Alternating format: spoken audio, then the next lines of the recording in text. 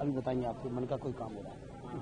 जिस तरह से सरकार ने 3 मेंबर कमेटी का गठन किया है कि एलपीजी का जो स्मूथ सप्लाई है, चाहे रेस्टोरेंट हो, इंडस्ट्रीज हो, वहाँ पे जारी रहे, इस पर आपका क्या करना है? नहीं, करना चाहिए, सरकार की जिम्मेदारी बनती है, सरकार बैठी हुई है तो सरकार अपनी जिम्मेदारी को पूरा करे।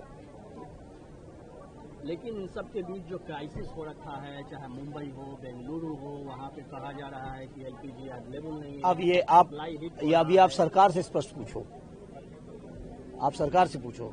सरकार के लोग लोगों को गुमराह करते रहते हैं, गुमराह करते हैं। आप चाहेंगे कि इस पर सदन में चर्चा हो? हमने तो मांग रखी है, नोटिस दे रखा है कि जो वैश्विक स्थिति है, जो युद्ध की स्थिति है, उसका जो देश के ऊपर प्रभाव है, जिस तरह अमेरिका आंख दिखा रहा है देश को, हमारे सरकार को दबा रहा है, इन तमाम चीजों पर विपक्ष के लोगों ने चर्चा की मांग रखी हुई है, नोटिस दे रखा है।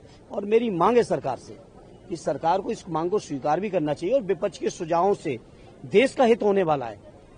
लेकिन इतना जरूर है कि सरकार की कुछ सच्चाइयां जरूर देश के सामने आएंगी जिसको सरकार नहीं आने देना चाहती। और आखिरी सवाल, जो सीएसी को लेकर जो लगातार समाजवादी पार्टी का स्टैंड रहा है, टीएमसी भी कह रही है कि उनको हटाया जाना चाहिए, उसके लिए इम्पीचमेंट की भी बात हो रही है, आपकी पार्टी का क्या स्टैंड है? हमारी पार्टी का स्पष्ट स्टैंड रहा है।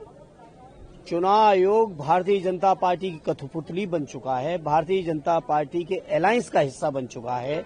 ऐसे चुनाव आयोग जो संवैधानिक जिम्मेदारियों से हटके एक बीजेपी के नेता और कार्यकर्ता के तौर पे काम कर रहे हैं, ऐसे चुनाव आयोग को हटना ही चाहिए, बैठने नहीं चाहिए था, बैठ गए तो हटना चाहिए।